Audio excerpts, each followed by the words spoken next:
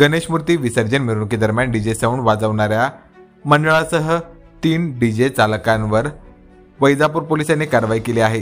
याबाबत पोलिसांकडून मिळालेल्या अधिक माहितीनुसार जिल्ह्यातील गणेश विसर्जन मिरवणुकीदरम्यान गणेश मंडळाद्वारे मोठ्या प्रमाणात डीजे साऊंड व लेझरचा वापर करण्यात येतो, परंतु यावर्षी पोलीस अधीक्षक विनयकुमार राठोड यांनी जिल्हास्तरीय मध्यवर्ती शांतता समितीच्या समन्वय बैठकीमध्ये जिल्ह्यात डीजे साऊंड सिस्टम व लेझर मुक्त श्रींच्या मूर्तीचे विसर्जन मिरवणूक करण्याबाबत आवाहन केले होते। या आवाहनाला प्रतिसाद जिल्ह्यातील गणेश मंडळांकडून देण्यात आला, परंतु वैजापूर येथील दंडनायक गणेश मंडळ, हिंदू राष्ट्र प्रतिष्ठान गणेश मंडळ, शाने गणेश मंडळ या 3 मंडळांनी मोठ्या क्षमतेच्या ध्वनी यंत्रणेचा वापर करत असताना ते मिळून आले। पोलिसांनी ध्वनी क्षेपण यंत्रणेचा आवाज कमी करण्याच्या सूचना केल्या, मात्र त्यांनी दुर्लक्ष करून डीजे मोठ्या आवाजात सुरूच ठेवला।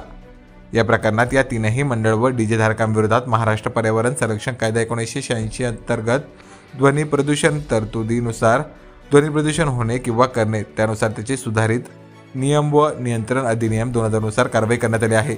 यापुढे देखील जिल्ह्यात अशा प्रकारचे ध्वनी प्रदूषण कायद्याचे उल्लंघन करून मोठ्या आवाजात डीजे साऊंड सिस्टम वाजवणाऱ्या चालक व आयोजकाविरोधात सक्त भूमिका घेण्याच्या सूचना देखील पोलीस अधीक्षक विनयकुमार राठोड यांनी दिल्या आहे। सदरची कारवाई ही पोलीस अधीक्षक विनयकुमार राठोड, अप्पर पोलीस अधीक्षक अन्नपूर्णा सिंह, उपविभागीय पोलीस अधिकारी भागवत फुंदे यांच्या मार्गदर्शनाखाली पोलीस निरीक्षक सत्यजित ताईतवाले, उपनिरीक्षक एकनाथ नागरगोजे, अंमलदार रवींद्र साळवे, योगेश झालटे, कुलदीप नरवडे, प्रशांत गीते, नवनाथ निकम, ज्ञानेश्वर मेटे, सचिन रत्नपारखे, रणजित चव्हाण, अजित नाथचंद यांच्या पथकाने केली आहे।